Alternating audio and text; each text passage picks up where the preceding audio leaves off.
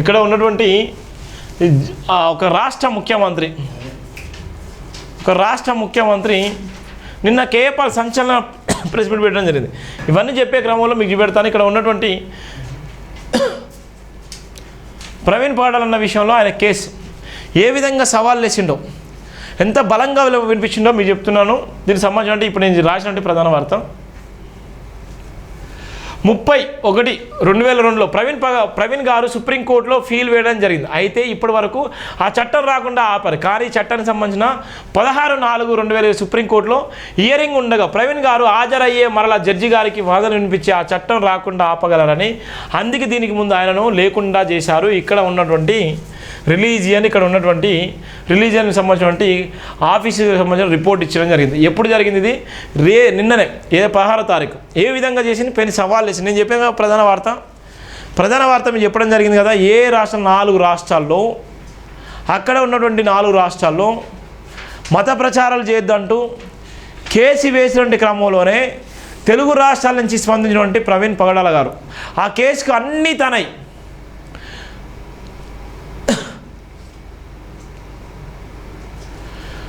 అందరూ ఎంత బలంగా ఉన్నారంటే అంత బలంగా కుట్ర కుతంత్రాలు వేసింది.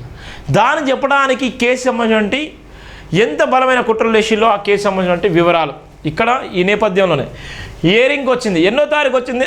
రేపే 16వ తారీఖు అంటే అది అయిపోయింది. 16వ తారీఖు సంబంధించినటువంటి కేసు ఇక్కడ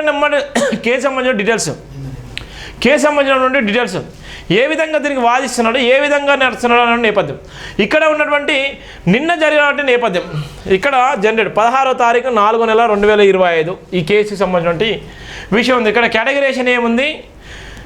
ఇక్కడ పిటిషనరు ఏ విధంగా ఉన్న 4 రాష్ట్రాల్లో ఉన్నటువంటి నేపథ్యంలో దానికి సంబంధించి కర్త కర్మ క్రియగా మాట్లాడేటువంటి గొప్ప వ్యక్తి ప్రవీణ్ పగడాల గారు ఏం చేసిండు? సవాల్ వేసిండు.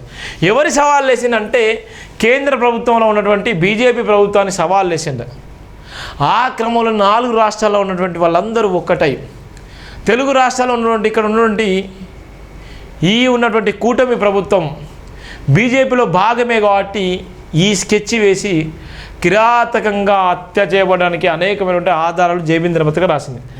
యాంటీ కన్వెన్షన్ లా అనే చట్టం తెలుగు రాష్ట్రాల్లో అమలు చేస్తే మతం మార్చుకునే వారికి చాలా ఇబ్బందులు ఎదురవుతాయి. అలాగే అన్యాయంగా జైలుకు కూడా వెళ్లాల్సి వస్తుంది.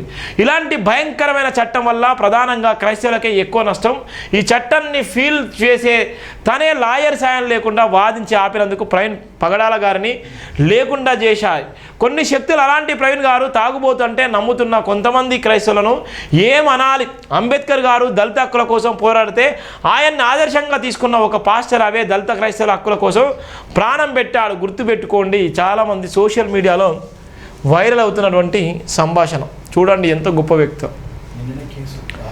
నిన్ననే కేసు ఉన్నది. నిన్న కేసు సుప్రీంకోర్టులో వాదించే క్రమంలో ఇవాళ దీనికి చట్టం కూడా రాబోతుంది.